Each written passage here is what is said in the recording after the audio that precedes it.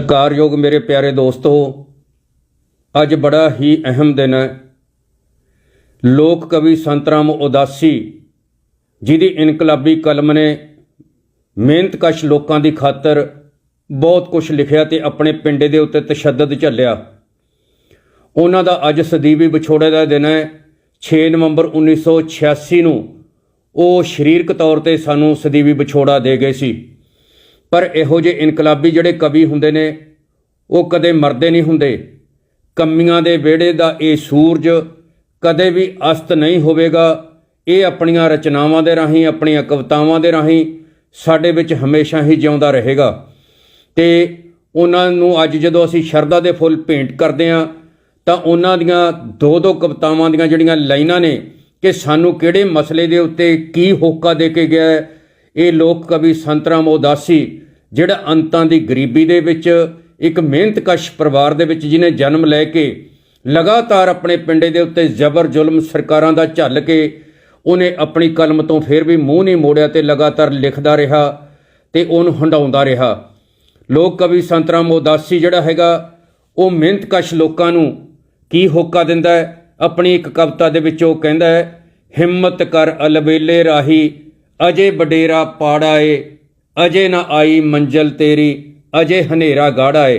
यानी जिंदगी नूं सोहना बनाउण दी खातर वो संघर्ष कर लई सानू सुनेहा दिंदा है। इस अपनी इस कविता दे राहीं ये संत राम उदासी दा सुनेहा कि बडेरा पाड़ा है, मंजिल दूर है, हनेरा गाड़ा है। सानू अपनियां मंजिलां प्राप्त कर लई अजे होर संघर्ष करना पएगा ते थकना नहीं, अकना नहीं। राह दे विच कंडे भी आउणगे। इस कविता दे विच बहुत कुछ सानू सुनेहा दे के गए नेगे ते अपने देश नूं मेहनतकश लोगों का जिहड़ा किरतियां किसानां मेहनतकश लोगों का देश है उहनूं वो किन्ना प्यार करदा सी।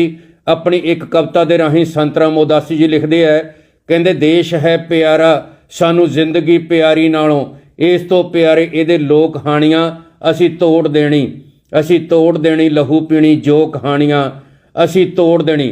यानी किरती किसानां नूं चूसण वाले लुੱਟਣ वाले जिहड़े लोक ने लुੱਟ रही जिहड़ी जमात है उहनूं तोड़ के सुੱਟ देण दी गल अपनी इस कविता दे विच संत राम उदासी ने कीती हैगी। और इहदी खातर जदों संघर्ष करना पैंदा है, लगातार लड़ना पैंदा है ते फिर जिहड़ी लुटेरी जमात हुंदी है वो संघर्ष करन वाले लोकां दे उत्ते जुल्म भी करदी है। पर संत राम उदासी हमेशा जुल्म दे खिलाफ लड़िया डटिया ते वो सानू भी संघर्ष करन वाले लोकां नूं इह सुनेहा दिंदा है। कहंदा असी जड़ ना जुल्म दी छड्डणी ते साडी भावें जड़ ना रहे, साडी भावें जड़ ना रहे, असी मिट जावांगे लेकिन असी जुल्म दी जड़ नहीं छड्डणी ते जुल्म दे खिलाफ लड़न दा अहद अपनी कविता दे राहीं करदा होया सानू इह सुनेहा दे के गया संत राम उदासी। ते इस तो अगे उन्हां कलमां वालियां नूं, उन्हां कलमां वालियां नूं जिहड़े गीत लिखदे ने कवितावां लिखदे ने पर सरकारी आग्या दे नाल, सरकारां दी आग्या तो बाहर नहीं जांदे। जे दो अखर लिखदे भी ने वो सरकारां दी सहमति दे नाल लिखदे ने जां फिर गंद पाउण वाले जिहड़े गीत लिखदे ने कि कई वारी उन्हां नूं भी अपने सरकारी ਸਾਹਿਤਕਾਰਾਂ ਦੇ ਨਾਂ ਤੇ दूजे ਲੇਖਕਾਂ ਨੂੰ भी उन्हां ने मतलब ਵਰਜਿਆ अपनी एक कविता ਦੇ ਰਾਹੀਂ।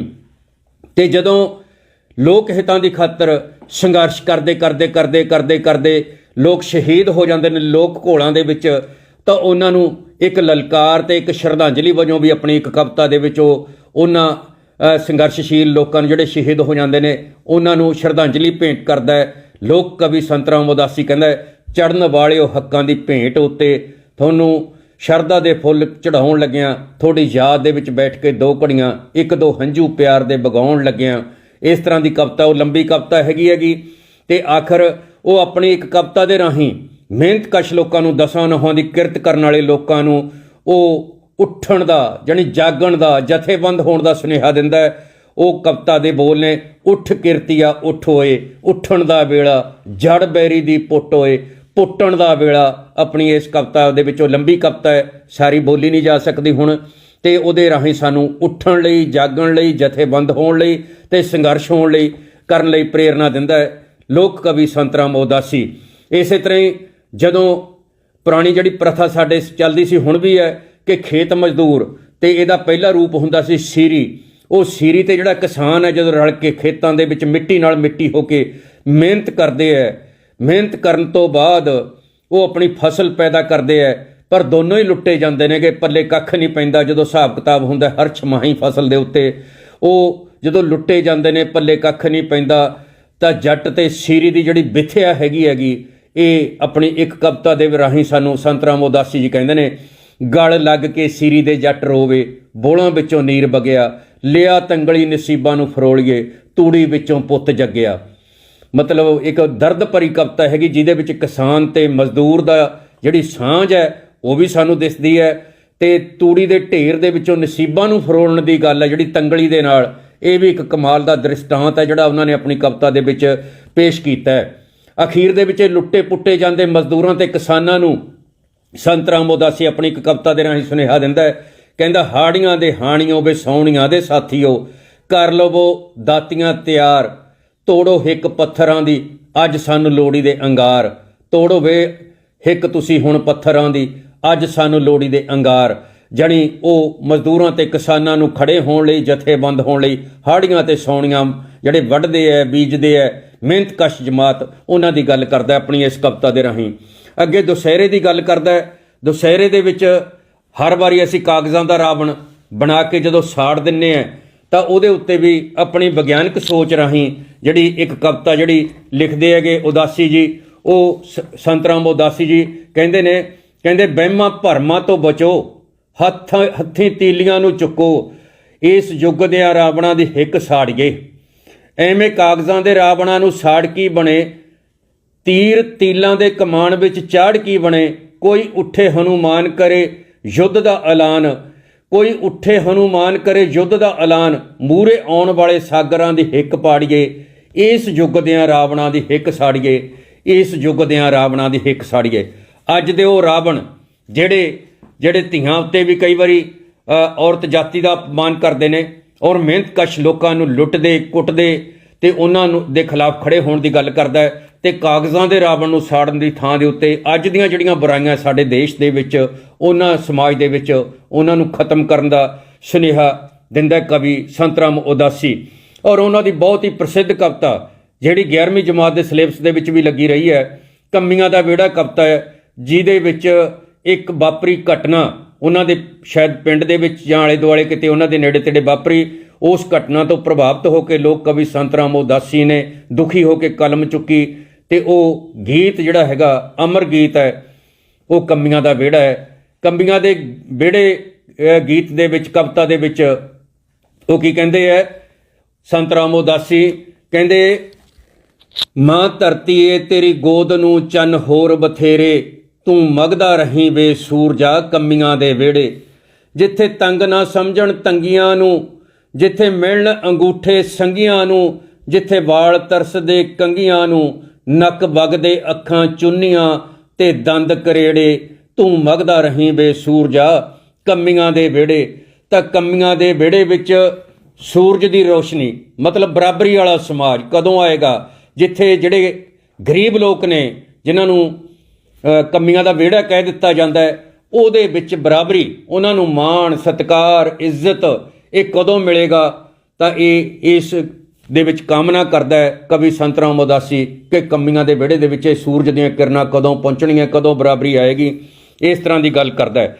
ਤਾਂ ਇਸ ਤਰ੍ਹਾਂ ਦੀਆਂ ਗੱਲਾਂ ਕਰਦਾ ਇਹ ਕਵੀ 6 ਨਵੰਬਰ ਅੱਜ ਦੇ ਦਿਨ ਸਾਡੇ ਕੋਲੋਂ ਇਹ ਸਦੀਵੀ ਵਿਛੋੜਾ ਦੇ ਗਿਆ ਸੀ, ਪਰ ਜਾਂਦਾ ਜਾਂਦਾ ਉਹ ਜਿੱਥੇ ਉਹਨੇ ਆਪਣੇ ਇਨਕਲਾਬੀ ਵਿਚਾਰਾਂ ਦੇ ਰਾਹੀਂ ਹਮੇਸ਼ਾ ਹਰ ਮਸਲੇ ਦੇ ਉੱਤੇ ਸਾਡੀ ਰਹਿਨੁਮਾਈ ਕੀਤੀ ਹੈ, ਸਾਨੂੰ ਖੜੇ ਹੋਣ ਦੀ ਗੱਲ ਕੀਤੀ ਹੈ, ਜਥੇਬੰਦ ਹੋਣ ਦੀ ਗੱਲ ਕੀਤੀ ਹੈ, ਸੰਘਰਸ਼ ਕਰਨ ਦੀ ਗੱਲ ਕੀਤੀ ਹੈ, ਉੱਥੇ ਜਾਂਦੇ ਜਾਂਦੇ ਕਵੀ ਸੰਤ ਰਾਮ ਉਦਾਸੀ ਆਪਣੀ ਜਿਹੜੀ ਹੈਗੀ ਵਸੀਅਤ ਵੀ ਲਿਖ ਕੇ ਗਏ ਨੇ।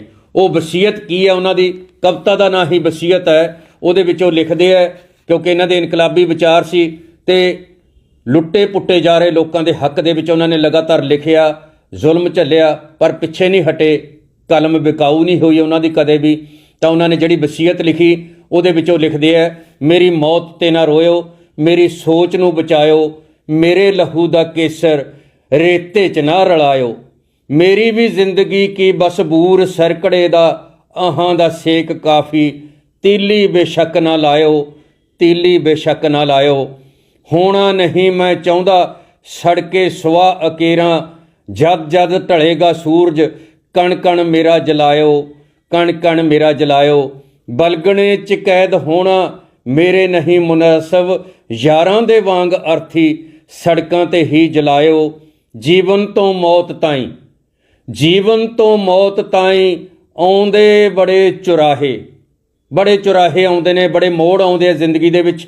ਕਵੀ ਲਿਖਦਾ ਹੈ, ਜੀਵਨ ਤੋਂ ਮੌਤ ਤਾਈਂ ਆਉਂਦੇ ਬੜੇ ਚੁਰਾਹੇ, ਹੈ ਜਿਸ ਦਾ ਪੰਧ ਵਿਖੜਾ ਉਸੇ ਹੀ ਰਾਹ ਲਿਜਾਇਓ, ਉਸੇ ਹੀ ਰਾਹ ਲਿਜਾਇਓ।